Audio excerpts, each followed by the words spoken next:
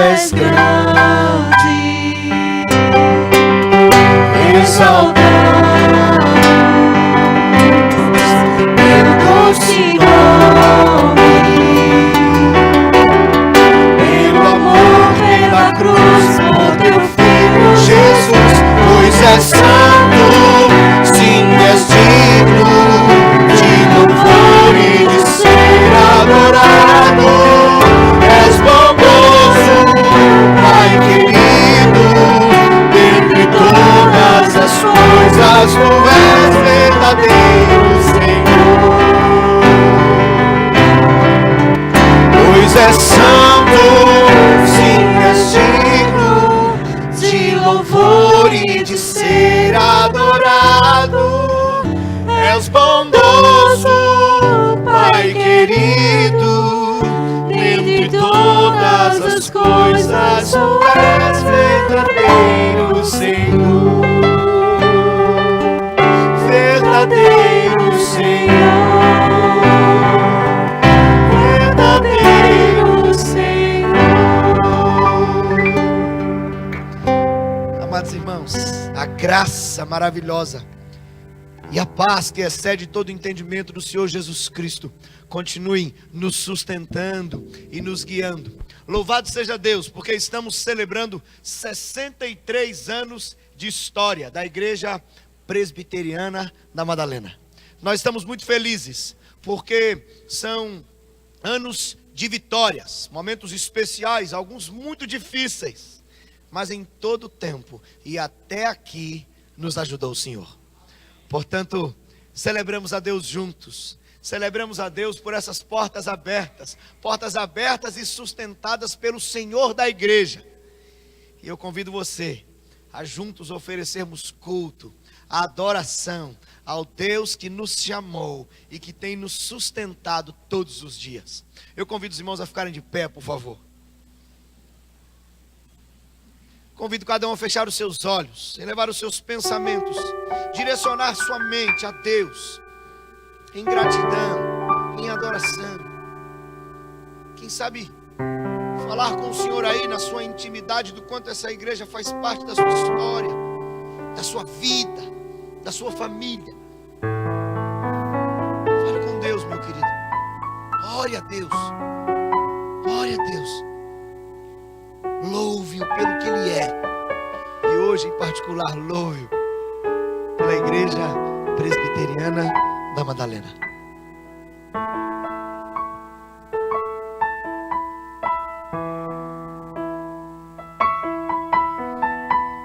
Adorado seja o Senhor Deus, hoje e para todo sempre. Adorado porque o Senhor é o único digno de adoração, o único Deus verdadeiro, Deus soberano, tremendo, que está sentado no alto e sublime trono. Adorado seja o Senhor que, mesmo sendo um Deus assim, ainda se preocupa, ainda cuida de gente como nós. Adorado seja o Senhor por Jesus Cristo, que na cruz se deu por amor de nós, que nos resgatou, aleluia, nos fez povo do Senhor. Adorado seja o Senhor pela liberdade que temos no nosso país de ter a Bíblia, de ler a Bíblia, de falar de Jesus e dizer que o Senhor é o nosso Deus. Adorado seja o Senhor por essas portas abertas, por todos os anos que essas portas têm ficado abertas, porque é a vontade do Senhor sendo estabelecida e confirmada ao longo dos anos. Recebe a nossa adoração pelo cuidado, pela presença e pela mão do Senhor conosco todos esses anos. Recebe a adoração, Deus, porque nós fomos feitos para viver assim, em relacionamento com o Senhor, adorando o Senhor. Que hoje à noite, Deus, na busca que a Tua palavra diz, na busca por adoradores que adorem em espírito e em verdade, aqui nessa noite, que a busca do Senhor termine em mim e termine em cada um dos meus irmãos. Que o Senhor seja honrado e glorificado, e que o Senhor fale também ao nosso coração. Em nome de Jesus Cristo, o nosso Senhor e o nosso Salvador. Amém e amém. Os irmãos podem assentar.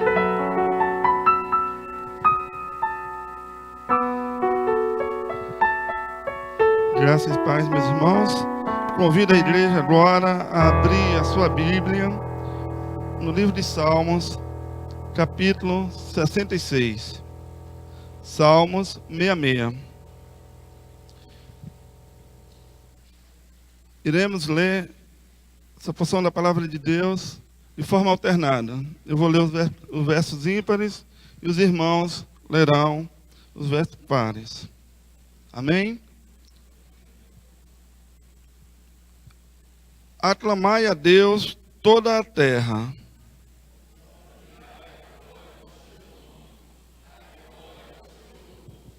Dizei a Deus, que tremendos são os teus feitos, pela grandeza do teu poder. A ti se mostram submissos os teus inimigos.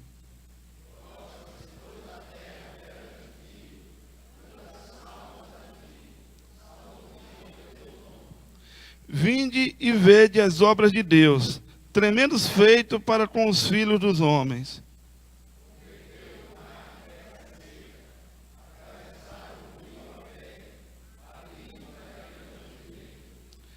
Ele, em seu poder, governa eternamente. Os seus olhos vigiam as nações. Não se exaltem os rebeldes.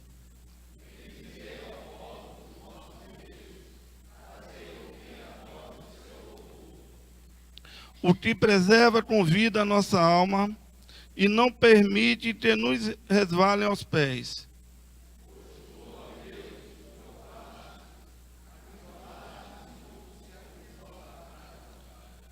Tu nos deixaste cair na armadilha, oprimiste as nossas costas.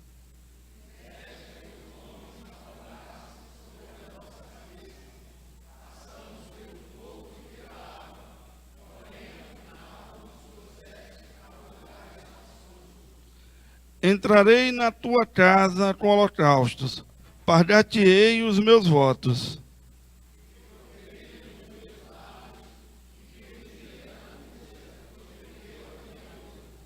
Oferecer-te-ei holocaustos de vítimas cevadas, com aroma de carneiros, e molarei novilhos com cabritos.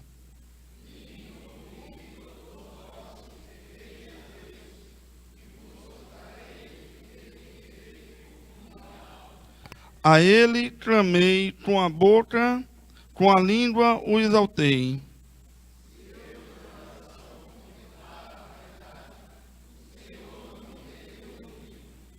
Entretanto, Deus tem me ouvido e me tem atendido a voz da oração.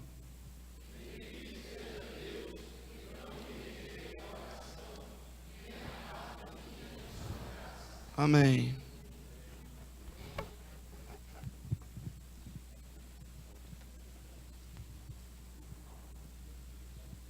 Esse é o nosso Deus, irmãos.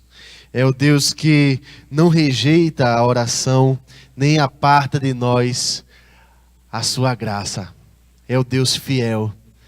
E nós vamos cantar esse hino nesse momento, cantando essa grande verdade.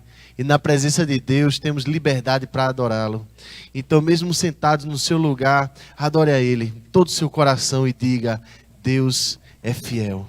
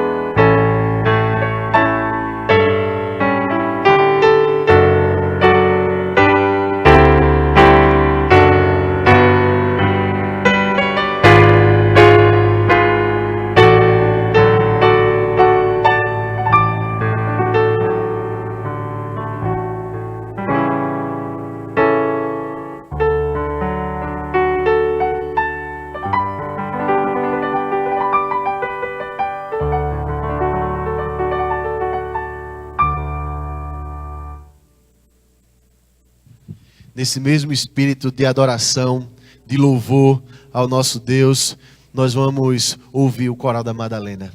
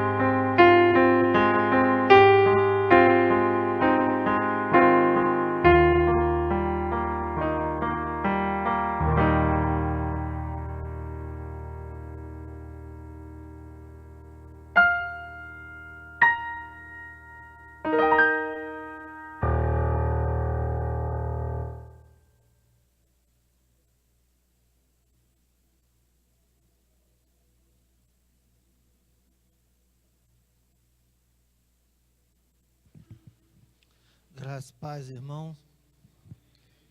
Esse é um bom momento para nós refletirmos sobre as nossas vidas. Porque quando nós olhamos para a fidelidade de Deus, nós percebemos que talvez nós não sejamos assim tão fiéis quanto Deus. Então esse momento é um bom momento para que nós possamos refletir sobre as nossas vidas e as coisas as quais nós precisamos realmente mudar. Deus quer nos fazer a cada dia homens e mulheres melhores, que estejam mais próximos ainda da imagem de Jesus Cristo em nós. Oremos ao Senhor. Ah, Pai bendito e santo, nós te louvamos, Senhor, pela tua fidelidade, por todo esse tempo que tu mantivesse essas portas abertas para a pregação do teu reino, e ao mesmo tempo, Senhor, da forma fiel como tu tens cuidado de cada um de nós. Mas nós queremos, Senhor, entrando na tua presença, confessar, Senhor, os nossos pecados. Porque em alguns momentos da vida, Senhor, nós não temos resistido até o sangue. Em alguns momentos, Senhor, nós temos nos omitido de praticar o bem. Em outros momentos, Senhor, conscientemente, nós temos te ofendido com nossos pecados. Queremos te pedir, Senhor, que a cada dia a nossa mente esteja mais próxima da mente de Jesus Cristo. Que a tua palavra esteja nos purificando e manifestando, Senhor, ainda maior graça para que nós possamos dizer que as palavras do nosso lábio e o meditar do nosso coração sejam agradáveis na tua presença. Abençoa-nos, Senhor, nos perdoando e tornando-nos mais puros que a neve, em nome de Jesus. Amém.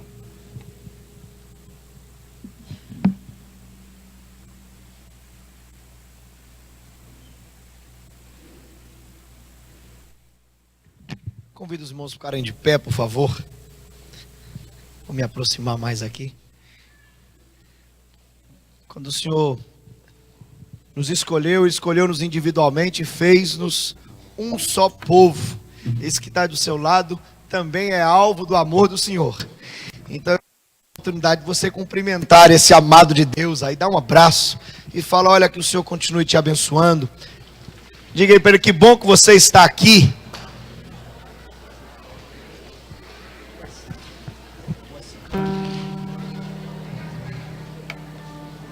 Louvado seja Deus.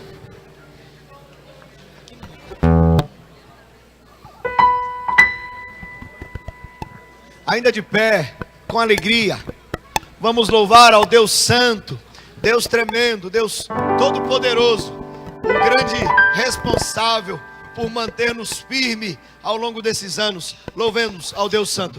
Pode me acompanhar no Senhor.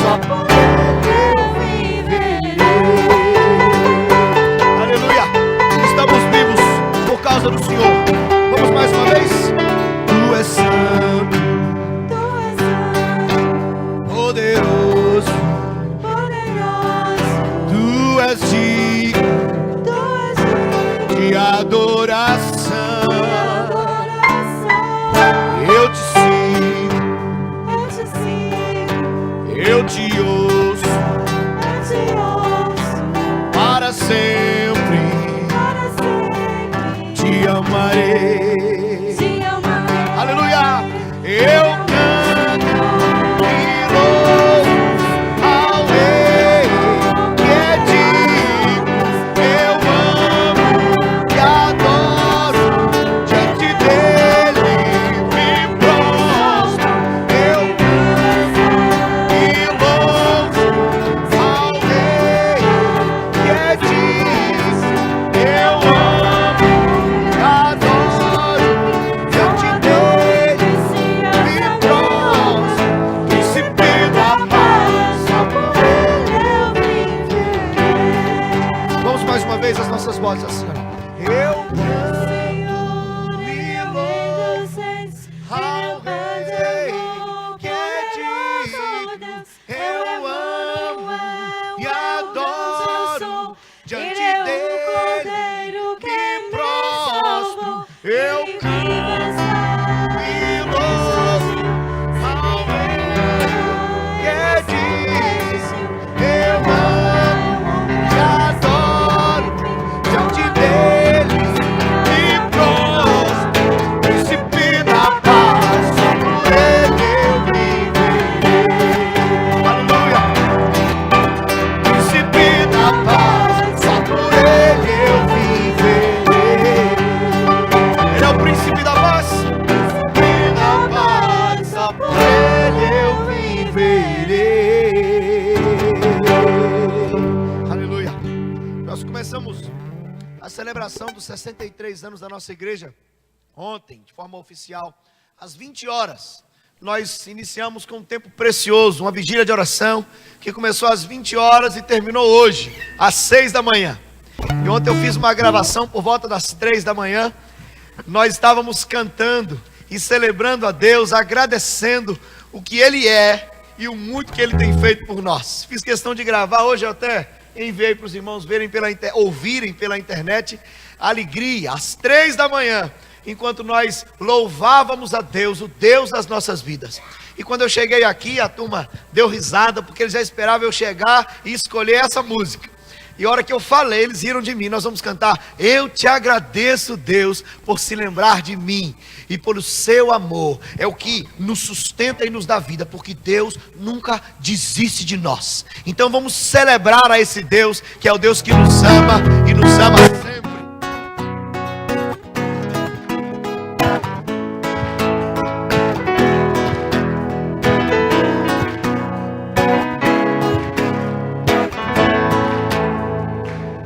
Te agradeço, Deus, por se lembrar de mim, pelo teu favor, o que me faz crescer. Eu vivo pela fé e não vacilo. Eu não paro, eu não diga. Seus dedos, seus Cristo. Aleluia.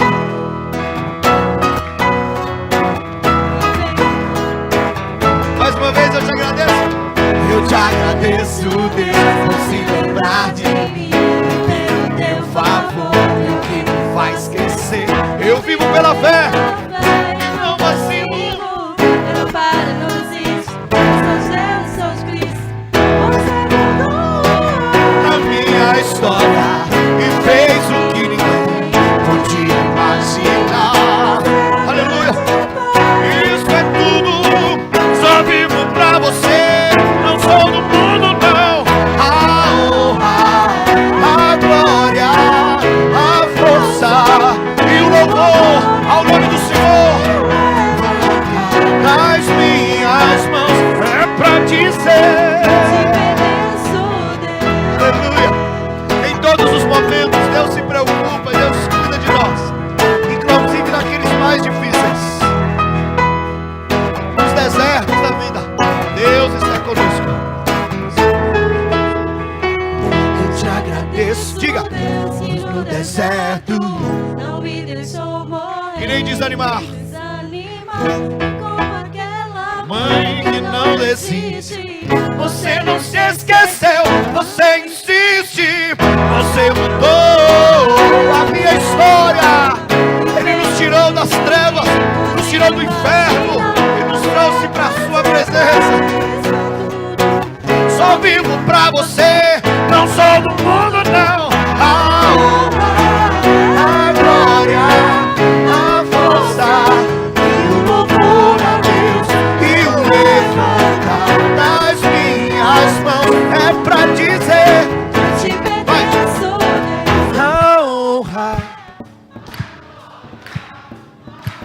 E o louvor, as mãos assim, olha.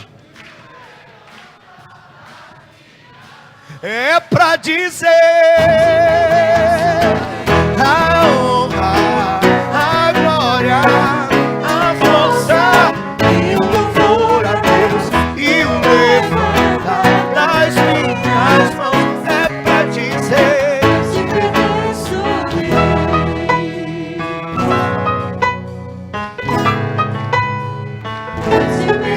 pertenço a Deus.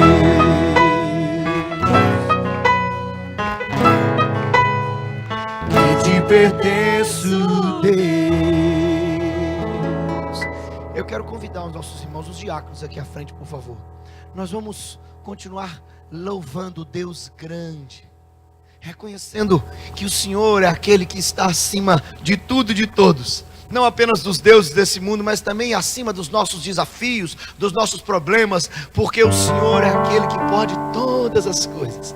Enquanto nós adoramos a Deus, reconhecendo sua grandeza, você vai ter a oportunidade de também adorá-lo com sua fidelidade, entregando o seu dízimo, a sua oferta e reconhecendo que tudo de bom vem das mãos do Senhor. Adore a Deus com a sua fidelidade.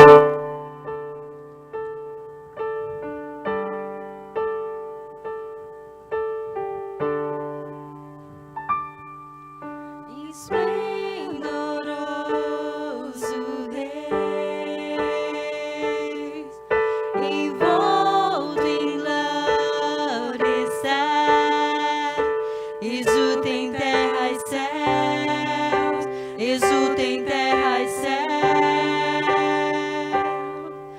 de luz se revestiu,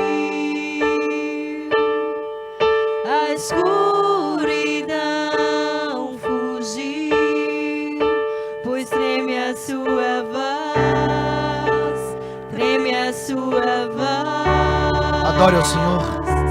Quão grande é o Senhor, cantemos quão grande é o Senhor, louvaremos, quão grande é o Senhor.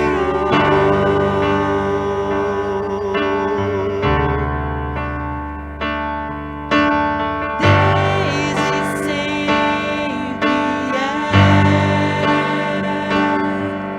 do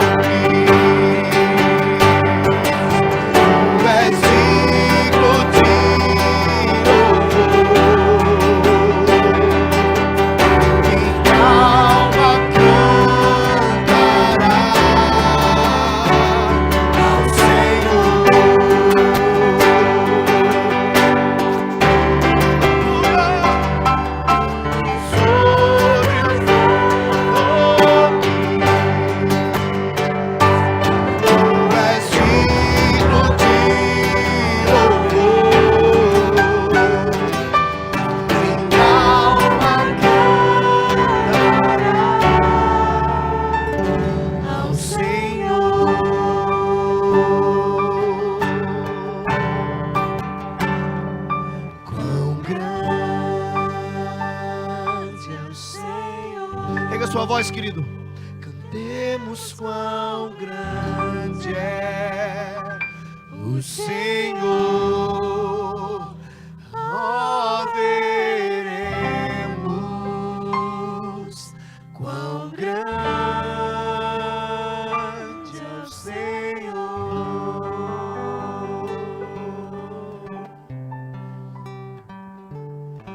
Quão grande é o Senhor. Cantemos quão grande é o Senhor. Ó, veremos quão grande é o Senhor. Te adoramos, Deus grande, Deus tremendo, Deus zeloso, Deus provedor, Deus que tem estado conosco em todo o tempo, Deus fiel. Adoramos o Senhor, reconhecidos de quem o Senhor é. Louvamos também, Pai, pelo privilégio dos dízimos e das ofertas que foram trazidas hoje. Que o Senhor nos ajude a sermos, ou lutarmos para sermos fiéis ao Senhor. E que os recursos que o Senhor nos tem dado sejam usados para a continuidade da obra do Senhor a partir de nós. Recebe, Deus, cada um, cada família, recebe a nossa adoração, também através dos dízimos e ofertas. Em nome de Jesus Cristo. Amém. Os irmãos podem assentar.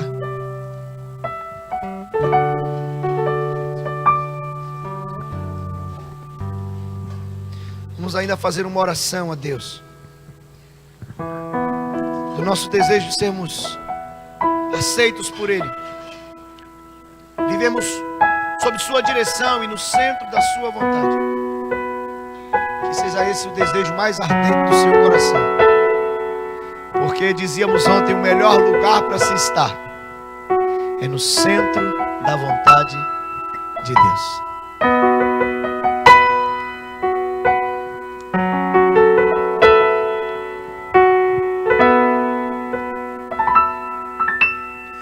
Este é o meu desejo,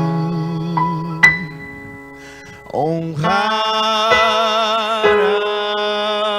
a Ti de todo o coração, te adorarei.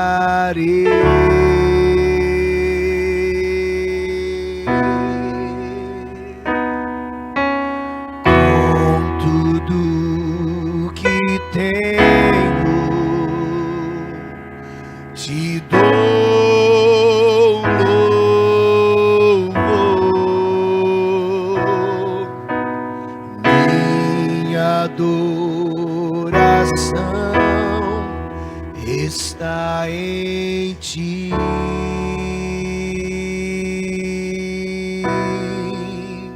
Fale com Ele assim, olha. Pai, Te dou meu coração, minha alma eu Te dou. Eu vivo só por Ti, sempre que respirar, acordado ou dormindo, faze Tua vontade em mim. Aleluia. Que seja esse o desejo ardente do nosso coração.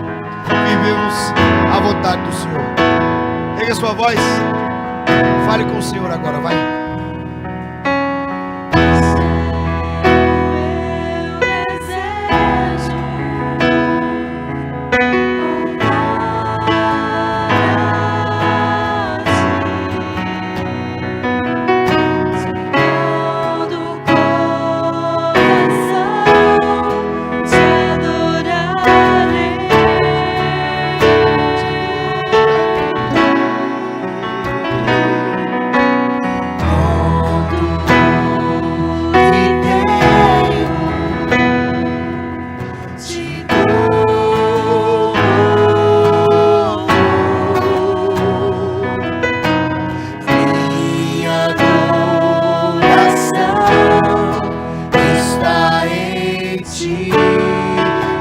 Mas cante, querido. Ore a Deus essa letra e diga: Pai, te dou meu coração. Pai, te dou meu coração. Minha alma eu te dou. Eu vivo só por ti. Sempre que respirar, acordado ou dormindo, faze tua vontade em mim. Pai, te dou meu coração, minha alma eu te dou. Eu vivo só por ti. Sempre que respirar, acordado ou dormindo, faze tua vontade em mim. Deus, essa é a nossa oração de entrega. Nós nos entregamos ao Senhor mais uma vez hoje, convencidos e alcançados pelo Senhor mesmo, porque o Senhor nos amou primeiro. Entregamos nossas vidas, nossos sonhos, nossos projetos, nossa igreja nas mãos do Senhor. Que seja feito como o Senhor quer. Que a vontade do Senhor se estabeleça dia a dia e que o nome do Senhor seja honrado e glorificado. E que nossa história aponte para o Senhor, o nosso Deus. Recebe, Deus, nosso culto. Recebe a nossa adoração, a vida da gente. Porque nós entregamos o Senhor porque somos do Senhor. Em nome do nosso único e suficiente Salvador Jesus Cristo nós oramos. Amém e amém. Glória a Jesus Cristo.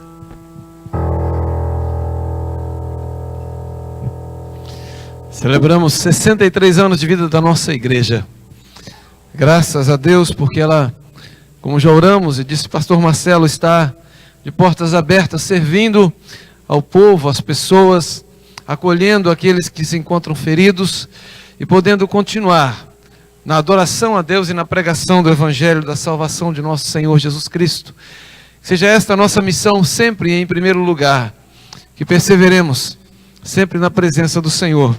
Queridos, temos a alegria de receber na noite de hoje, e ele estará conosco até amanhã à noite, o reverendo Adão Carlos do Nascimento. Ele foi pastor por muitos anos na cidade de Governador Valadares, na primeira igreja presbiteriana, e por um breve tempo também em uma outra igreja do bairro Granduquesa, lá em Governador Valadares. E tive o privilégio de trabalhar com ele em um dos meus anos de ministério, quando fui seu auxiliar ali na primeira igreja.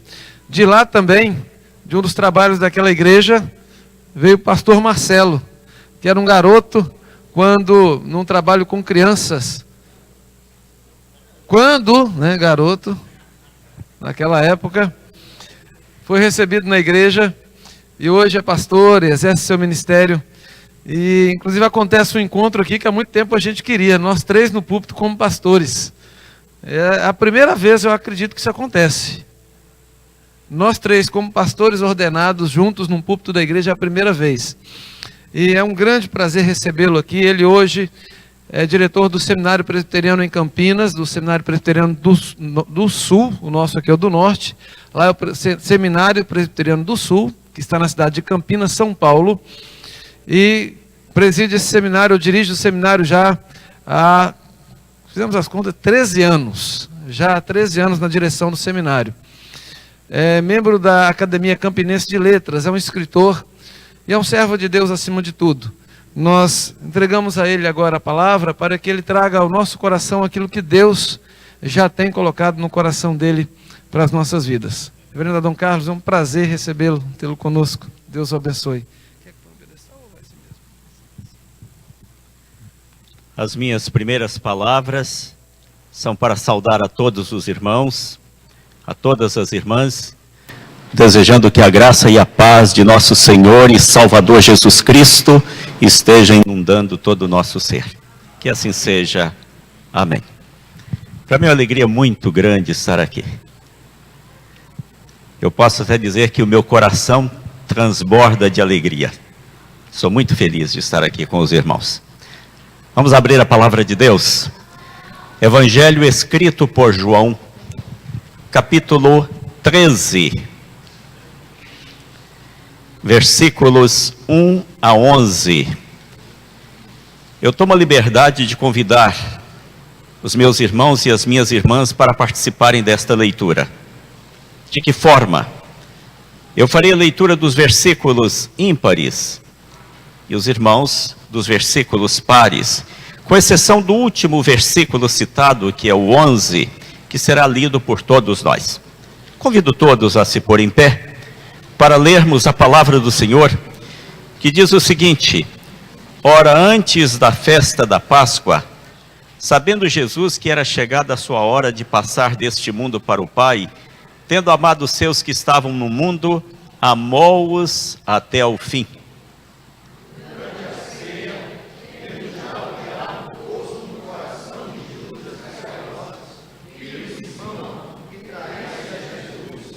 Sabendo este que o Pai tudo confiara às suas mãos, e que ele viera de Deus e voltava para Deus,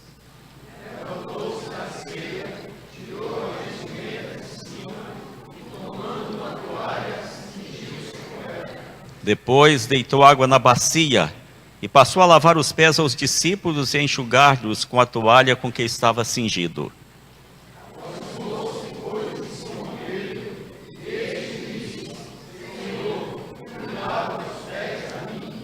Respondeu-lhe Jesus: o que eu faço não o sabes agora, compreendê-los-ás depois.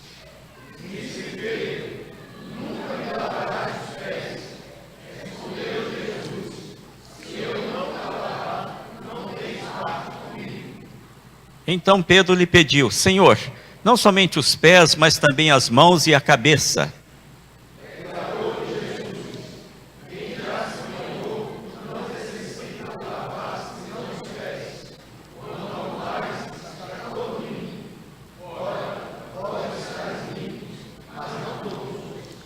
Pois ele sabia quem era o traidor.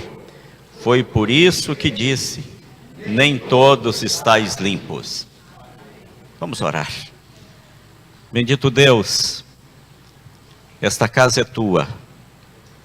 Este povo que aqui se reúne é o teu povo. A palavra que nós acabamos de ler é a tua palavra. E nós te suplicamos, Senhor, que a mensagem também seja tua. Que seja um recado teu para cada um de nós. Uma palavra de vida para a nossa vida. Uma palavra capaz de balizar os nossos pensamentos, palavras e ações. Que o teu Santo Espírito trabalhe a nossa mente e o nosso coração, capacitando-nos para entender a tua palavra, levando-nos a interiorizá-la e a colocá-la em prática. Nós oramos em nome de Jesus. Amém. Podem assentar-se. Numa quinta-feira, na última semana de vida terrena de Jesus, ele se reuniu com os seus discípulos em Jerusalém para celebrar pela última vez a Páscoa judaica e para instituir a Santa Ceia. João é o evangelista que maior espaço disponibiliza para registrar os fatos que ocorreram naquela noite. Enquanto Mateus, Marcos e Lucas usam poucos versículos para falar daqueles acontecimentos, João usa 5 capítulos, 13, 14, 15, 16 e 17, para registrar e para descrever os fatos que aconteceram naquela noite memorável. E é interessante que João introduz este longo relato dizendo que, havendo Jesus, ou tendo Jesus amado os seus que estavam no mundo, amou-os até o fim. Amou-os até o fim aqui não significa apenas que Jesus os tenha amado até o instante final, mas significa principalmente que Jesus os amou até as últimas consequências. Queridos, Baseado neste texto e no seu contexto, quero convidá-los para refletirmos durante alguns minutos a respeito da perenidade do amor de Jesus. Este é um assunto por demais importante, pertinente, porque às vezes nós somos levados a pensar no amor de Jesus, tendo como parâmetro o amor humano. E há uma diferença muito grande entre o amor de Jesus e o amor humano. Daí, dizermos que o amor de Jesus é perene. Para que esse assunto fique ainda mais claro na nossa mente, lembremos-nos de que existem alguns rios no nosso país que correm durante o período das chuvas, da estação das chuvas, mas que quando chega a seca, eles secam. E existem aqueles outros rios que são perenes, que correm 365 dias por ano. E se o ano for bissexto, 366. O amor humano é como um rio estacional. Às vezes, quando chega a estação da seca, ele seca. Mas o amor de Jesus não. O amor de Jesus é como um rio perene. O amor de Jesus é como um rio que corre todos os dias do ano e de todos os anos. Não importa, ou não importam quais sejam as circunstâncias ou as situações. Queridos, isto fica bem claro neste texto. Especialmente quando nós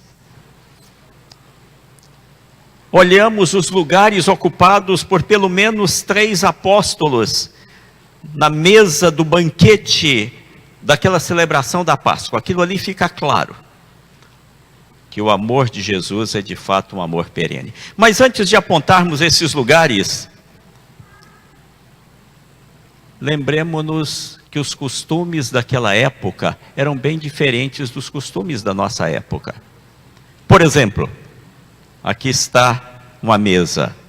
E quando nós falamos em banquete, e a celebração da Páscoa era um banquete, normalmente nós pensamos numa mesa.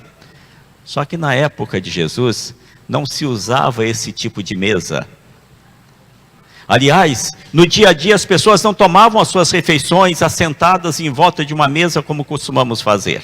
No dia a dia as pessoas tomavam as suas refeições assentadas ao chão. Naquela parte da casa que normalmente nós chamamos de cozinha, as pessoas colocavam um tapete que geralmente era um couro já preparado para isso, e no centro da casa, e ali no centro daquele tapete colocavam os alimentos e as pessoas se assentavam em volta para tomar a sua refeição. Mesas só eram usadas nos banquetes, e como eu disse, não era esse tipo de mesa que não existia naquela época. A mesa era bem baixa, até porque as pessoas não se assentavam em cadeiras, as pessoas se assentavam ao chão. Mais precisamente, as pessoas se reclinavam sobre a mesa, numa forma mais ou menos perpendicular sobre o braço direito. E ali tomavam a sua refeição. É interessante que a mesa de banquete, no seu formato também não era semelhante a esta. Era uma mesa com 3 segmentos. Ali ficava um segmento, onde está o conjunto coral, o outro segmento, e ali ficava o outro segmento. As pessoas se assentavam do lado de lá, porque essa parte aqui era usada por aqueles que deviam servir os alimentos. E cada segmento desta mesa era ocupado por pessoas de um extrato social. Por exemplo, ali assentavam-se as pessoas importantes. A segunda pessoa era o dono da festa. Onde está o conjunto coral, assentavam-se as pessoas mais ou menos importantes. E naquele lado assentavam-se as pessoas sem nenhuma importância. Aqueles que vindo ou não vindo, não fazia nenhuma diferença. E era o dono da festa que determinava o lugar que cada um devia ocupar. Eu sei que alguns vão dizer, mas não era constrangedor? Imagine se você for dar uma festa na sua casa e o reverendo Edilson chega e você diz assim, reverendo, assente-se aqui porque o senhor é uma pessoa importante. Chega uma outra pessoa, você diz, bom, pode assentar-se ali porque você é mais ou menos importante, e o outro você diria, pode assentar-se ali porque você não tem importância nenhuma. É claro que o dono da festa não dizia isso às pessoas, mas ao indicar o lugar, ele já estava mostrando a classificação que ele dava a cada uma das pessoas. E não havia nenhum constrangimento nisto. Os costumes variam de uma época para outra, de um lugar para outro. Aquilo que é constrangedor numa época não é em outra. O que é constrangedor em um lugar não é em outro lugar. Apenas para ilustrar isto. Quando eu levava grupos a Israel, a minha esposa me acompanhava em uma dessas viagens e nós chegamos ao Cairo, capital do Egito, altas horas da noite. E no outro dia tínhamos que levantar bem cedo porque tínhamos uma extensa programação de visitas ali naquela capital egípcia. Então, nós pedimos na portaria do hotel que nos chamassem no outro dia, bem cedo, num determinado horário. E naquele horário que nós havíamos determinado, um funcionário do hotel foi ao nosso quarto, com aquela chave de reserva que eles têm, abriu a porta do nosso quarto, colocou a cabeça lá dentro e me falou que estava na hora de me levantar. A minha esposa levou um susto tremendo e falou, o que é isso? Que povo mais esquisito? Eu falei, é tratamento VIP. Ela falou, o quê? Eu falei, é isso mesmo, nós estamos no norte da África. E o costume aqui é assim, quando querem dar um tratamento especial ao hóspede, um funcionário do hotel vai ao quarto do indivíduo chamá-lo. Eu disse, você pode estar certa de que os demais membros da nossa caravana estão sendo chamados pelo telefone que está aqui na cabeceira da cama. Mas como eu sou o líder do grupo, e eles sabem disso, eles têm anotação, quiseram dar esse tratamento VIP. Imagine você dando um tratamento VIP desse aos seus hóspedes. Aqui não é tão VIP assim. Então, queridos, assim também naquela época, o dono de uma festa se sentia com todo o direito de indicar o lugar onde as pessoas iam se assentar, mostrando desta forma a importância que ele dava a essas pessoas, e ninguém se sentia constrangido com isso. Portanto, queridos, no banquete da Páscoa, naquele segmento, a segunda pessoa era Jesus Cristo. À direita de Jesus estava aquela pessoa que ele honrou como o mais importante entre todos os seus convidados, entre todos os participantes daquele banquete. À sua esquerda estava a segunda pessoa mais importante. E ali, naquele cantinho ali da mesa, estava o menos importante, o último entre os últimos. É possível identificar os 3 apóstolos que ocuparam esses lugares. E a partir daí, fica evidente diante de nós que Jesus ama os seus até o fim. Comecemos ali com a esquerda de Jesus. Ali estava o apóstolo João. Mas como é que nós sabemos? O texto do Evangelho diz que a certa altura, João se vira para falar com Jesus e bate a sua cabeça no peito de Jesus. Na linguagem bíblica, reclina a sua cabeça no peito de Jesus. Só alguém que estivesse à esquerda de Jesus, na forma como eles se assentavam, é que ao virar-se podia bater a cabeça no peito de Jesus. Portanto, a segunda pessoa mais importante daquela festa, depois, evidentemente, tirando evidentemente o dono da festa, que era o Senhor Jesus, era o apóstolo João. O Jesus o colocou ali naquela posição de grande importância. Por que que Jesus fez isso? Porque Jesus ama os seus até o fim. Jesus ama os seus até as últimas consequências. Mas, queridos, a partir daí, nós temos que fazer algumas deduções. E não é tão difícil fazê-lo. Lembremos-nos de que cerca de 6 meses antes destes acontecimentos, o apóstolo João, acompanhado do seu irmão Tiago e da sua mãe Salomé, se aproximaram de Jesus com um pedido inusitado. O pedido é que no reino de Jesus, os dois se assentassem, uma à direita, outra à esquerda de Jesus, e aí os irmãos já sabem o que isso significa, que os dois ocupassem os dois postos mais importantes. Havia aí uma série de equívocos. Primeiro, eles ainda não haviam entendido a natureza do reino de Jesus. Eles ainda estavam com aquela ideia equivocada, judaica, de que Jesus, como descendente de Davi, ia restaurar o trono de Davi. Ia sentar-se nesse trono, ia reinar a partir de Jerusalém. E os dois queriam garantir para si os dois lugares mais importantes. Os outros apóstolos, os 10, se sentiram passados para trás. Porque conforme Jesus denunciara, eles também tinham discutido quem seria o maior no reino, quem é que ocuparia aquele lugar de maior importância. E agora eles viam aqueles dois companheiros que se aproximam de Jesus e fazem aquele pedido. E o pior é que eles usavam de certos recursos que não estavam disponíveis aos outros para tentar levar vantagem sobre os outros. Eles eram primos de Jesus.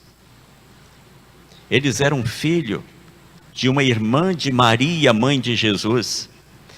Mas eles não somente se aproveitavam deste parentesco com Jesus, mas para dar mais força ainda ao seu pedido, eles vinham acompanhados da sua própria mãe, que no caso era tia de Jesus, para que o pedido tivesse ainda mais força.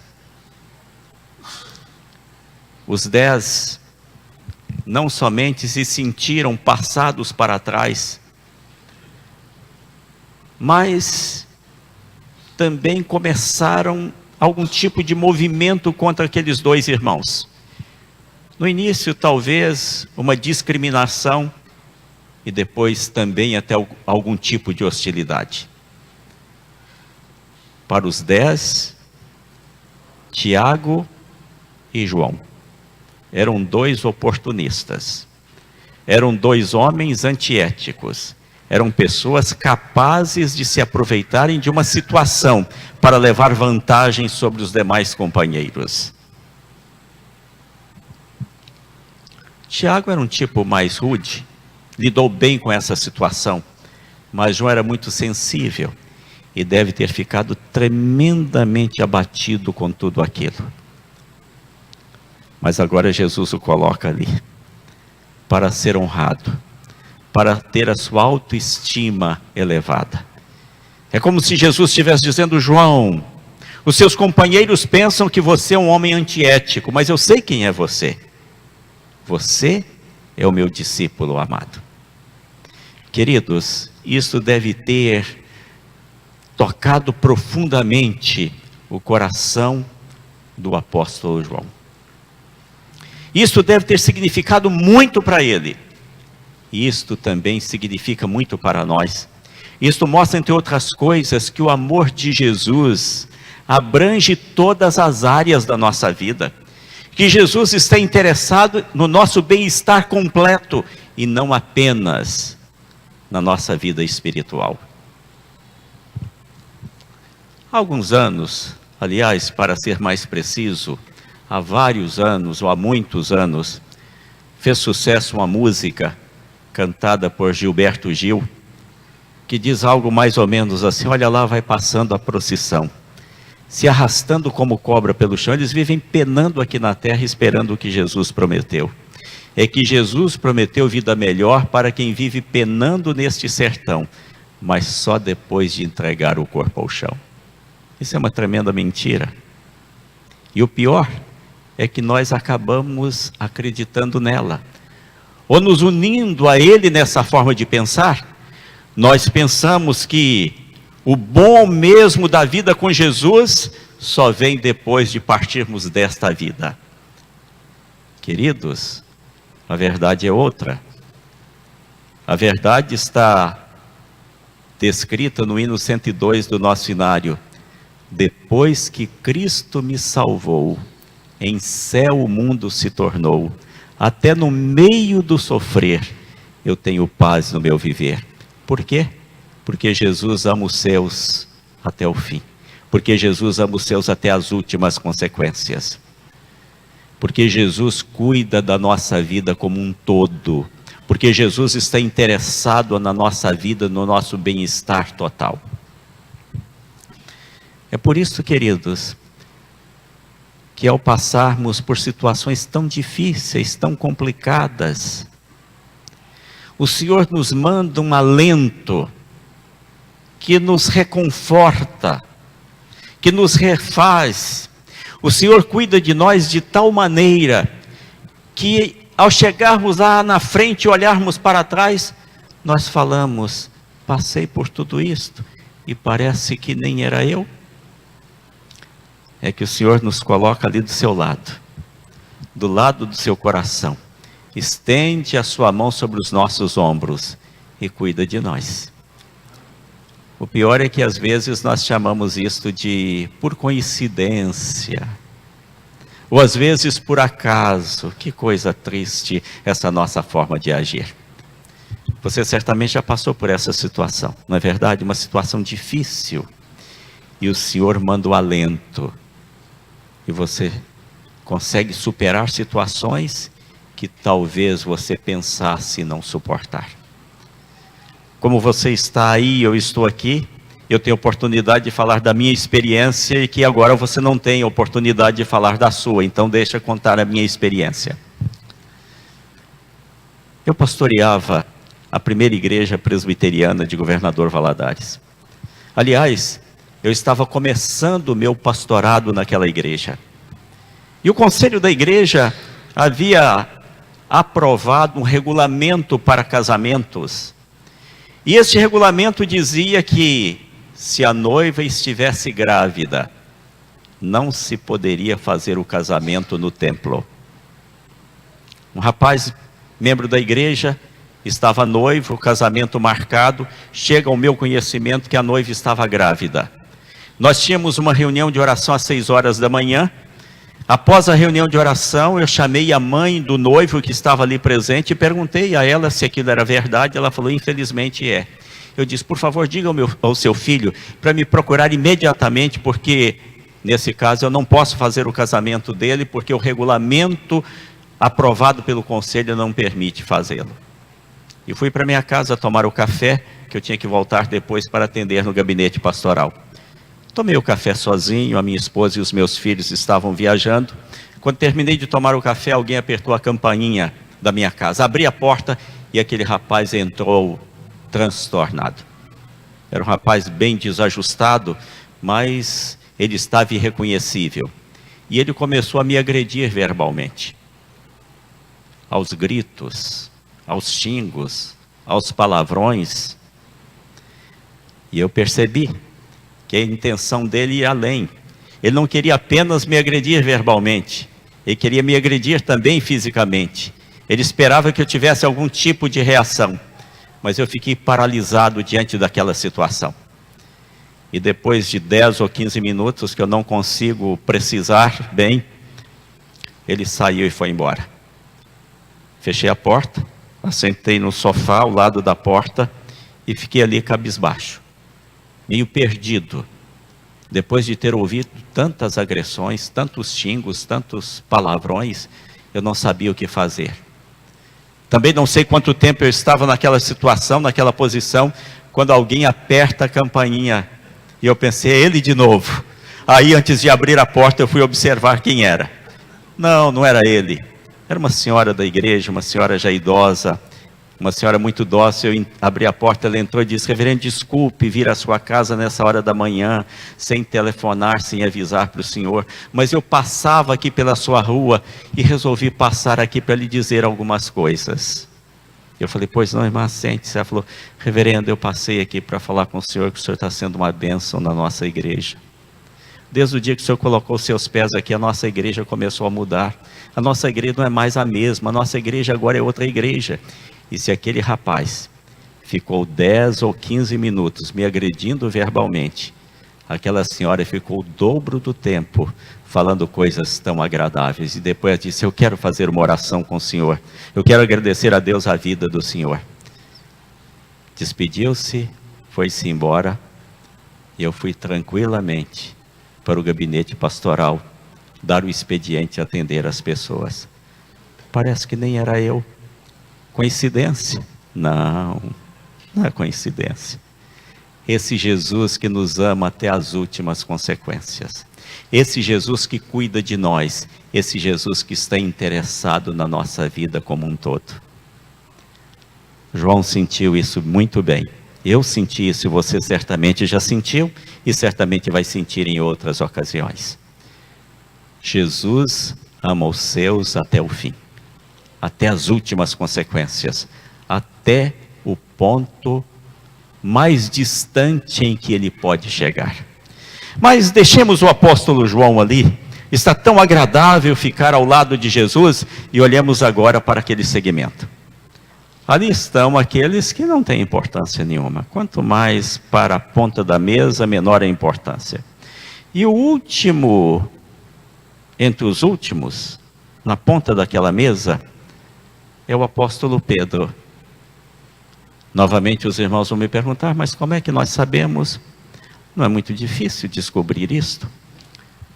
Fazia parte da celebração da Páscoa, o lava-pés.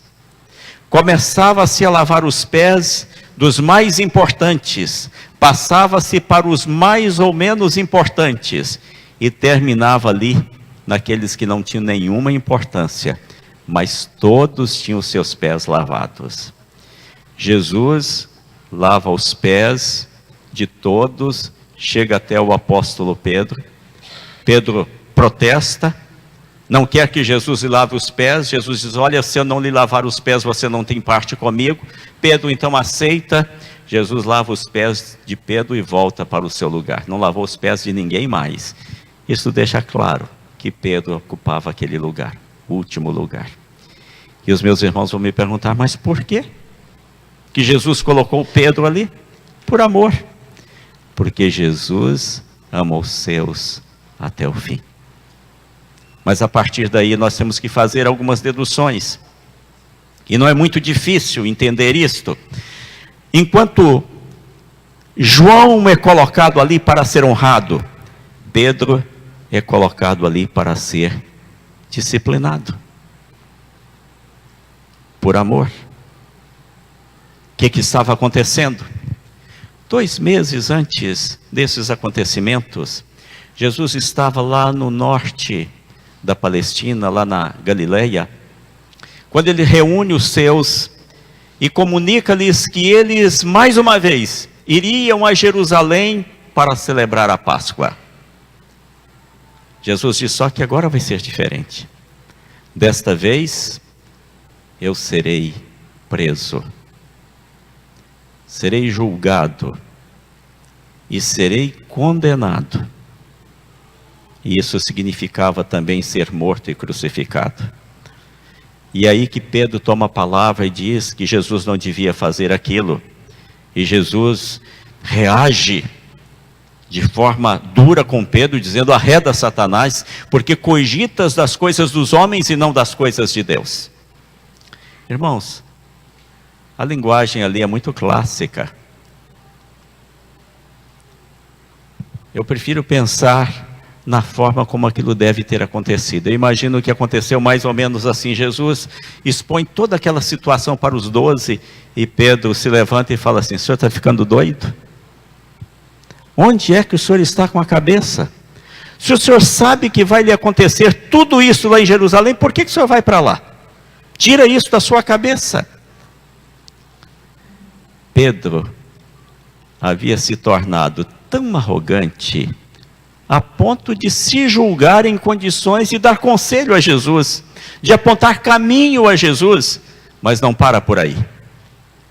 Naquela mesma quinta-feira, Jesus havia reunido os 12 e havia dito a eles: nesta noite todos vós vos escandalizareis em mim, porque está escrito: ferirei o pastor e as ovelhas se dispersarão. E Pedro diz: todos, menos eu. E Jesus diz: tá bom, Pedro, antes que o galo cante, tu me negarás 3 vezes. E Pedro diz a Jesus que aquilo não ia acontecer, porque ele estava disposto a ir com Jesus até para a morte. Pedro havia se tornado tão arrogante, a ponto de dizer que Jesus ou estava mentindo ou Jesus estava equivocado, que Jesus estava dizendo alguma coisa que em absoluto não poderia acontecer. Pedro precisava de disciplina para voltar a trilhar o caminho certo. Disciplina não é castigo. Disciplina é redirecionar a vida e o comportamento de uma pessoa para que ela possa trilhar o caminho certo, para que ela possa sair do erro e voltar para o caminho certo. Isto era necessário acontecer com Pedro para que ele não se perdesse irremediavelmente. Mas, queridos, o castigo de Pedro não foi apenas ter sido colocado ali, sendo ele o líder dos 12. Mas, lembremos-nos que havia uma toalha e uma bacia d'água para o lava-pés. E o que Jesus fez naquela noite não era comum. Quem lavava os pés dos convidados não era o dono da festa, era um escravo. E quando não havia escravo, era ele. Era o último que era encarregado de lavar os pés dos demais companheiros. Eu imagino Pedro olhando para aquela bacia d'água, para aquela toalha e dizendo assim, vai sobrar para mim. Mas isso aí eu não aceito. Já não basta me colocar aqui nessa posição como o último, e ainda terei que lavar os pés desses que aí se encontram. E como os dois tinham convívio, os 12 tinham um convívio diário, Pedro certamente tinha razões para não lavar os pés de cada um dos seus companheiros. Uma das evidências de que ele pensava assim é que quando Jesus chega para lhe lavar os pés, ele protesta e diz, Senhor, eu não permito que o Senhor faça isso, o Senhor vai lavar os meus pés? E Jesus fala, Pedro, se eu não lhe lavar os pés, você não tem parte comigo. E Pedro, que era Pedro, disse, Senhor, não somente os pés, mas também as mãos e a cabeça. Ou seja, se ele não estava disposto a lavar os pés de ninguém, como aceitar que Jesus lhe lavasse os pés? Queridos, Jesus não nos trata como meninos mimados, porque meninos mimados se transformam em adultos estragados. Jesus nos trata como pessoas que precisam responder pelos seus atos, pessoas responsáveis por aquilo que fazem. E é por isso que todas as vezes que nós resvalamos os pés, Jesus, por amor, nos disciplina. Nós não gostamos dessas coisas, aliás, nós nem gostamos dessa palavra disciplina, mas nós precisamos de disciplina. Um professor norte-americano estava com câncer no pâncreas em fase terminal. Tendo ele 2 filhos, ainda criança, ele resolveu escrever alguma coisa e deixar para eles, e após a sua morte isso foi transformado em livro. Esse livro foi publicado em português, também traduzido para a nossa língua, eu li o livro. E entre outras coisas o professor diz o seguinte, todas as vezes que nós erramos e não somos punidos pelo erro que nós cometemos, isto não é bom para nós. Ele diz aos seus filhos, eu vou repetir, todas as vezes que nós erramos e não somos punidos pelo erro que cometemos, isto não é bom para nós. Jesus, o mestre dos mestres, sabia muito bem disto, e é por isso que ele tratou Pedro dessa forma, e é por isso que ele trata assim também cada um de nós. Quando nós resvalamos os pés, então ele nos disciplina por amor, para o nosso próprio bem.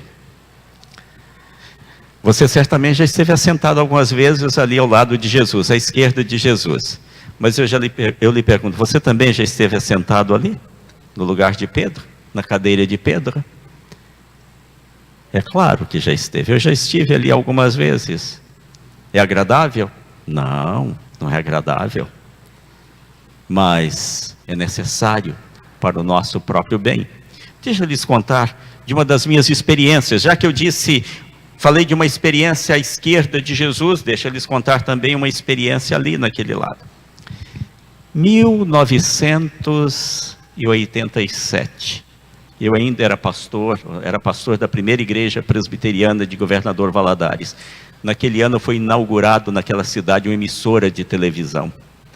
Uma emissora que produzia programas. Antes, na cidade, tinha apenas retransmissoras. Agora, produzia esse programa na própria cidade, programa que era veiculado naquela emissora de televisão. Eu procurei alguns amigos e eles patrocinaram um programa de televisão que eu fazia diariamente. Consegui um bom produtor, alguém que viera do Rio de Janeiro especialmente para trabalhar na televisão, e com isso o meu programa se tornou um programa muito bom, com a orientação daquele profissional. Tinha uma audiência muito grande. E vocês sabem que a televisão dá muita visibilidade à pessoa, projeta o nome da pessoa. E eu comecei a pensar que eu era gente importante. Aí, certo dia eu estava no gabinete pastoral, o vice-presidente do conselho me telefonou perguntando: reverendo, o senhor já leu o Diário do Rio Doce de hoje? Diário do Rio Doce é o melhor jornal daquela cidade até hoje. Eu disse: já li, sim. E ele falou: o senhor leu todo? Eu falei: claro que todo não, eu li aquelas partes que me pareceram mais importantes. E ele perguntou: o senhor já leu a coluna do cartório de protesto? Não, não li. Pois o senhor devia ter lido, porque lá está o seu nome. Eu falei: eu não devo nada a ninguém. Ele falou: olha, se o senhor não deve nada a ninguém, eu não sei, mas que o seu nome está na coluna do cartório de protesto, está. Eu corri para onde estava o jornal, peguei, abri e olhei. Ah, esse negócio de nome começado com a letra A vem sempre na cabeça da lista. Cartório de protesto. Os nomes das pessoas cujos títulos estavam sendo protestados lá. E lá estava: Adão Carlos Ferreira do Nascimento. O nome completo. Eu falei: não tem jeito, sou eu mesmo. Corri para o cartório para saber o que acontecia. O que está acontecendo? Não devo nada a ninguém. Um título protestado contra mim. Chegando lá, era um título do próprio programa de televisão. O que havia acontecido? Tinha vencido o contrato. O diretor da televisão me chamou e disse: olha, reverendo, a inflação está muito alta. Nós devíamos fazer um bom reajuste para renovar o contrato do seu programa. Mas o seu programa tem uma audiência muito boa e é nosso interesse mantê-lo. Por isto, nós estamos lhe propondo renovar pelo mesmo valor. Eu logo aceitei, disse: olha, já que eu sabia que o senhor ia aceitar, eu mandei até preparar o contrato, está aqui. E eu, como bom brasileiro, li superficialmente o contrato e assinei. Só que havia uma diferença. No contrato anterior, os programas deste mês eram pagos no último dia do mês seguinte. No novo contrato, os programas deste mês eram pagos no último dia do mês. Já sabe o que aconteceu, não é? No mesmo dia, venceram 2 duplicatas. A última do contrato anterior, a primeira do novo contrato. Me mandaram as 2 duplicatas, eu olhei as 2, vencendo no mesmo dia o mesmo valor. Eu falei: esse pessoal da televisão é desorganizado mesmo. Rasguei uma, joguei no lixo, paguei a outra. Comecei a receber cartas de cobrança da televisão. Eu falei: mas esse pessoal não aprende. Logo embaixo vinha: se esse título já foi quitado, favor desconsiderar essa correspondência. Eu rasgava e jogava no lixo.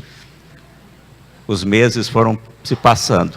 Eu não apareci para pagar o título, ele foi para o protesto. Fui atrás dos meus patrocinadores, contei o que estava acontecendo, eles me deram o dinheiro, fui ao cartório, paguei imediatamente, paguei as despesas do meu próprio bolso e fiquei tremendamente envergonhado. Agora não era mais eu que estava grande, era a minha cara. Tinha vergonha de sair às ruas da cidade. Parece que todo mundo estava olhando para mim dizendo assim: caloteiro. Está todo dia na televisão pregando e não paga as contas. Título dele no cartório de protesto. Eu me senti ali. Eu fiquei tão envergonhado que me deu vontade de tirar até umas férias extras e passar uns 60 dias longe da cidade, para que as pessoas esquecessem aquilo. Queridos, vocês não imaginem o quanto foi bom o Senhor ter me colocado assentado ali. Sabe por quê? Eu descobri que eu não sou importante. Ele é que é importante. Eu me esvaziei pela graça de Deus daquele orgulho que estava começando a tomar conta de mim e voltei para o lugar de onde eu não devia ter saído. É assim que o Senhor nos trata, por amor. Por isso, querido, Alguma coisa não vai bem, algum problema? Primeiro, tome muito cuidado com a sua vida. Jesus nos ama até o fim e por amor Ele nos disciplina. E se alguma coisa não vai bem, não fique revoltado com isso. Procure descobrir o porquê não vai bem e clame pelo perdão e pela misericórdia de Deus. E dê graças a Deus, o Senhor disciplina aqueles a quem Ele ama. Pedro deve ter entendido muito bem a lição. Tanto que, menos de 2 meses depois, ele pregou aquele sermão. No dia de Pentecostes, com aquele número enorme de conversões que os irmãos bem conhecem. Se Pedro não tivesse sido colocado ali, talvez ele não tivesse pregado aquele sermão no dia de Pentecostes e nem teria conseguido os resultados que conseguiu. Jesus ama os seus até o fim, até as últimas consequências. Não nos trata como meninos mimados, porque meninos mimados se transformam em adultos estragados. E Ele tem para nós os mais elevados planos. Mas eu sei que a essa altura os meus irmãos estão dizendo, fala logo, quem é que está ali à direita de Jesus? Nós pensamos que era Pedro, mas não era Pedro. Outros diziam, nós pensamos que era João e não era João. Quem era? Querido, só de pensar nisso eu me arrepio. À direita de Jesus estava Judas Iscariotes. Mas como sabemos, queridos, naquela época não havia talheres como temos hoje. E nem pratos individuais. Era um prato para cada 2 pessoas. E aquele que era honrado como a pessoa mais importante na festa, no banquete, não só assentava-se à direita do dono da festa, mas também comia no prato com ele. E quando Jesus denunciou Judas como traidor, Jesus disse, é este que come no prato comigo. Mas aqui algumas coisas maravilhosas. Imediatamente Jesus molha um pedaço de pão no vinho e estende para Judas. Sabe o que isso significa? Uma oferta de perdão e um convite à reconciliação. Jesus estava dizendo o seguinte, Judas, eu sei de tudo, eu não estou sendo enganado, mas aqui está a minha oferta de perdão e o meu convite à reconciliação. Você não quer desistir de tudo isso, Judas? Você não quer voltar-se para o meu lado? Judas não quis. O texto bíblico diz que Judas saiu e foi ao encontro daqueles que deviam prender a Jesus. E ele vem à frente daquelas pessoas, certamente passou pelo cenáculo. Jesus já tinha saído dali. Mas ele sabia que Jesus costumava orar no Getsemane. Ele se dirige para lá e encontra Jesus. E quando ele se aproxima, Jesus o recebe com estas palavras, amigo, aqui vieste. Jesus não era um hipócrita. Jesus não chamaria Judas de amigo se Jesus não o amasse. Judas não era amigo de Jesus, mas Jesus continuava amando Judas. Judas Iscariotes, onde ele estiver, ele pode reclamar de muitas coisas, menos do amor de Jesus, porque Jesus o amou até as últimas consequências. Ele é que não quis abrir-se a esse amor de Jesus. Queridos, se Jesus amou desta forma o traidor, Ele certamente ama a você e a mim. O amor humano não é assim. O amor humano é bem diferente. Eu sou pastor há 39 anos. Já fiz uma quantidade muito grande de casamento. Casei pessoas apaixonadas, que não vivem juntas mais, que se separaram. O amor humano é assim. Às vezes nós temos uma pessoa em alta conta, mas se ela não corresponde às nossas expectativas, nós a excluímos do nosso amor. Eu me lembro, por exemplo, de um colega de pastorado que cometeu uma falta gravíssima e foi despojado do ministério. Eu o encontrei alguns dias depois, numa das principais avenidas da cidade onde eu morava. Parei com ele e estávamos conversando. Passa alguém da minha igreja, vê aquela cena, e depois me telefona dizendo: reverendo Adão Carlos, eu ouvi conversando com o ex-reverendo fulano de tal, por favor não faça isso, senão o seu nome também fica sujo. O amor humano é assim. Nós excluímos as pessoas do nosso amor. Às vezes nós a tratamos como se fosse um cão raivoso, nós lhe viramos as costas, mas Jesus não. Jesus nunca nos vira as costas. Ele não virou as costas sequer para Judas Iscariotes. Ele oferece a Judas Iscariotes uma oportunidade de mudança. Ele oferece um convite à reconciliação, uma oferta de perdão. Queridos, Jesus nunca nos vira as costas. Nós às vezes viramos as costas para Ele, Ele não. Esse Jesus é de fato maravilhoso. O amor de Jesus é um amor perene, um rio que corre todos os dias de todos os anos, não importa. O sol está quente, escaldante, o rio do amor de Jesus está correndo. O rio do amor de Jesus nunca seca, porque Jesus ama os seus até o fim, até as últimas consequências.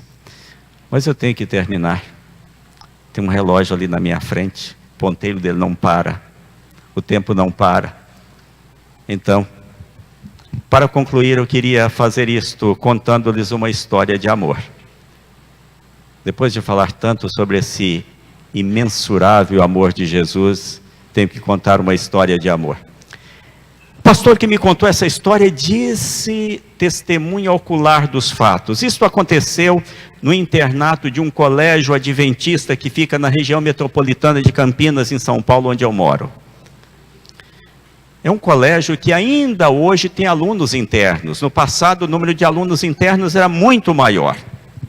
E este pastor disse que o que acontece em todos os lugares onde tem moças e rapazes, acontecia ali também.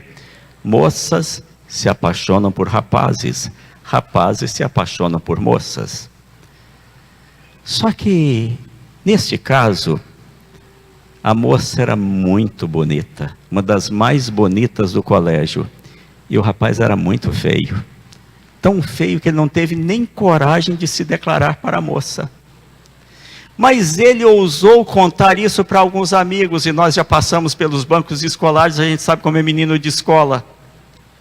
E os amigos começaram a dizer: vai lá, declara para ela o seu amor, você está parecendo menino, está apaixonado pela moça, não tem coragem de chegar e fazer a sua declaração. E com tanto incentivo, ele foi lá e fez a sua declaração de amor.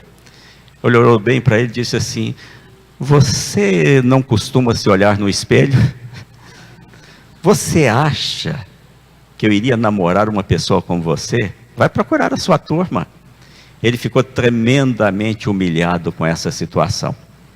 Os dias foram se passando, havia uma assembleia semanal, um culto naquele colégio, e o diretor anunciou em um daqueles cultos que deviam os alunos orar pelos colegas tais e tais, porque no ano seguinte eles não poderiam voltar ou estavam com dificuldade, porque os seus pais não estavam em condições financeiras de continuar mantendo-os ali.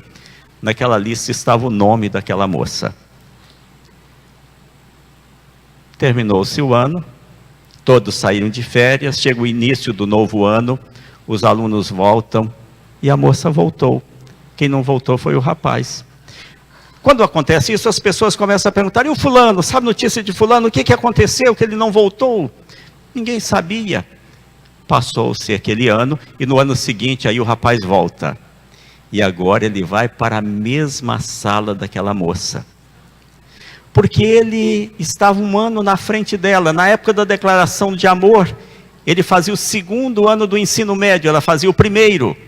Mas ele ficou um ano fora e ela o apanhou. E poucos dias depois os dois estavam namorando. As amigas chegaram para ele e disseram: nós não entendemos o que aconteceu. Você riu tanto dele, você zombou tanto dele e agora vocês estão namorando? E ela falou: pois eu vou contar para vocês o que aconteceu. Esse rapaz vem de uma família muito pobre.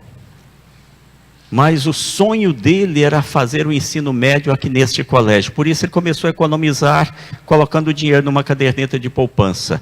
E economizou o dinheiro para os 3 anos de estudo. Só que quando ele ouviu que eu não viria, porque meus pais estavam sem condição de pagar os meus estudos, ele procurou o diretor e disse ao diretor que ele pagaria os meus estudos, com uma condição: o diretor jamais poderia me contar que ele era o meu benfeitor. O diretor me chamou, disse que eu poderia voltar, porque alguém ia pagar os meus estudos com essa condição. Eu aceitei. Passei o ano todo estudando, mas nessas férias eu parei para refletir. Eu preciso saber quem está fazendo isso por mim. Não é justo eu não saber disso. Cheguei aqui, encostei o diretor na parede, e aí ele me contou que era esse rapaz, que por isso é que ele não veio no ano passado.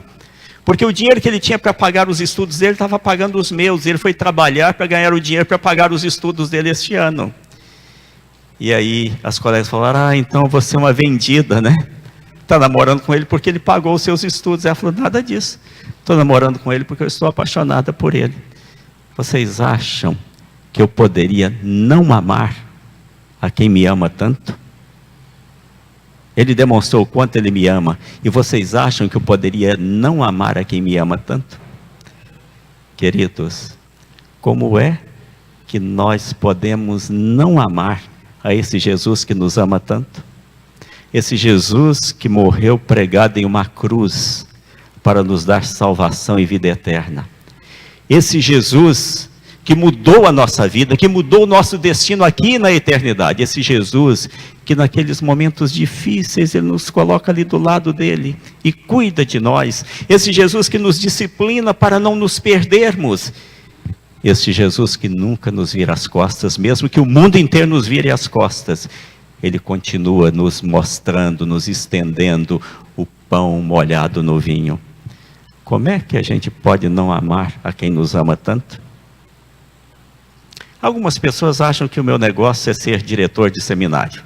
E eu dou graças a Deus por ser diretor de seminário. Não é fácil, mas dou graças a Deus pela oportunidade de poder ajudar na educação teológica. Outros acham que o meu negócio é escrever. Eu dou graças a Deus por escrever. Outros acham que o meu negócio é pastorear. Queridos, o meu negócio é Jesus. Tudo aquilo que eu faço é por causa de Jesus. Como é que eu posso não amar a quem me ama tanto? Tudo aquilo que eu fizer por Jesus ainda é muito pouco, quase inexpressivo, quase um grão de areia na imensidão da praia daquele que me amou tanto e que tanto fez por mim. Caminhemos, queridos, embalados por esta certeza. O amor de Jesus é perene. O amor de Jesus vai até as últimas consequências. O amor de Jesus desconhece limites e circunstâncias. Que o Senhor nos abençoe. Amém. Como é que eu posso não amar a quem me ama tanto? Amém.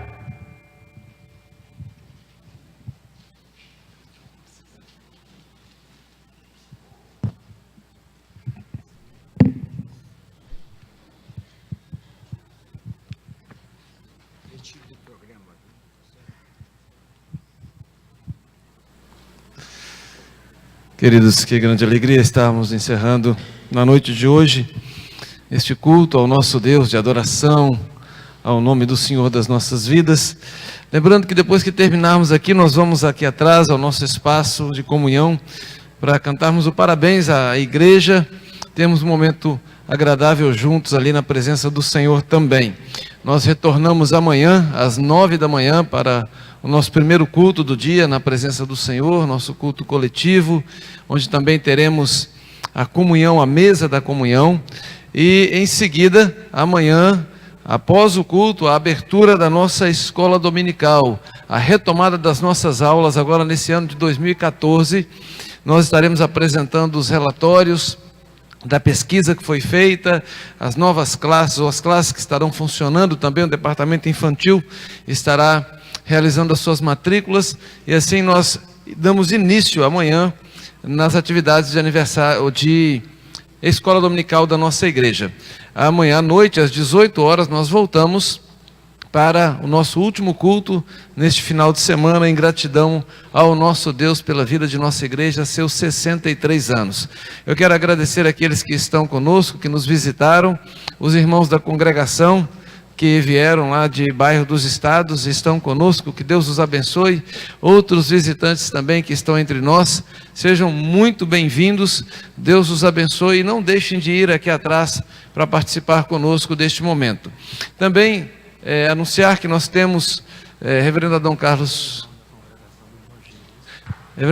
trouxe conosco também, trouxe para nós alguns dos seus livros que estarão à disposição aqui atrás. Reverendo Cilo me lembrou aqui, também temos irmãos da congregação do Bom Gi, que vieram para participar do nosso culto hoje, como nós havíamos convidado e mencionado, para adorar ao nosso Deus em gratidão a esses 63 anos de nossa igreja.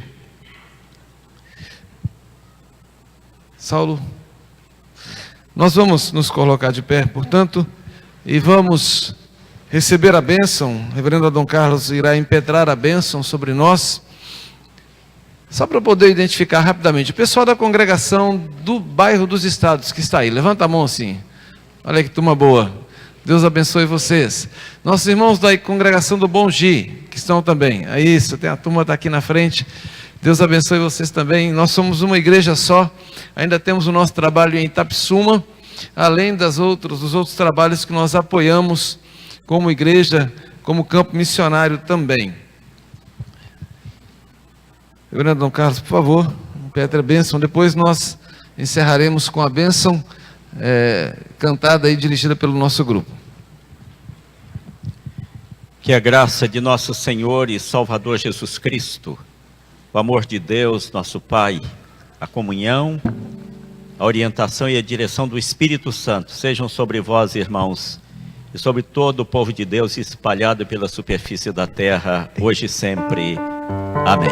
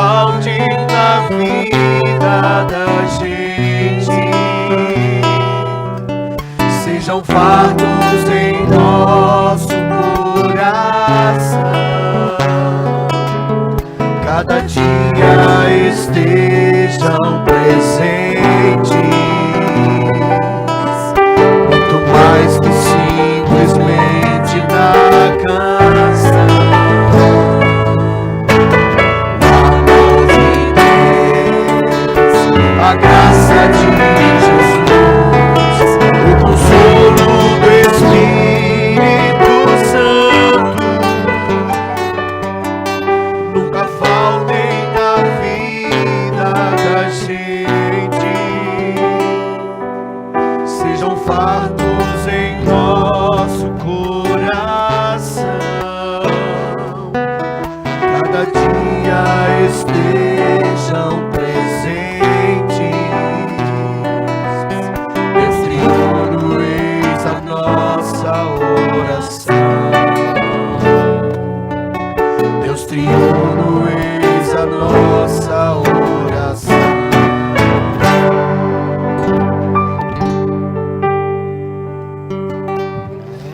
todos aqui atrás para podermos participarmos desse momento.